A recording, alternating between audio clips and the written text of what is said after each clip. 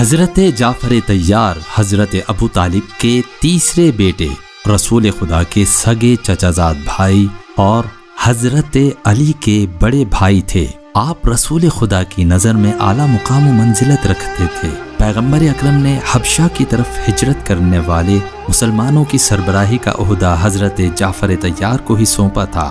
جعفر طیار کی زوجہ اسماء بنت امیس بن نعمان تھیں، جو ان کے چاروں بیٹوں عبداللہ، عون، محمد اور احمد کی والدہ ہیں۔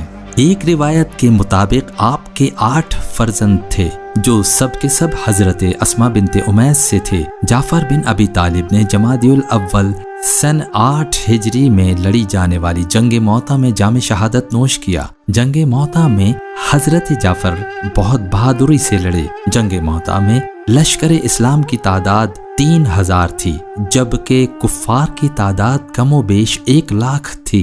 حضرت جعفر طیار نے جب دیکھا کہ دشمن نے انہیں گھیر لیا ہے تو گھوڑے سے اتر آئے اور دشمن پر پے در پے وار کیے، حتیٰ کہ ان کے دونوں ہاتھ کٹ گئے اور جام شہادت نوش کیا۔ حضرت جعفر طیار کی عمر بوقت شہادت 41 سال تھی اور وہ 10ویں فرد تھے جو اس جنگ میں شہید ہوئے۔ جنگ موطا میں آپ نے پیغمبر خدا کے حکم پر سپاہ اسلام کی قیادت سنبھال لی تھی۔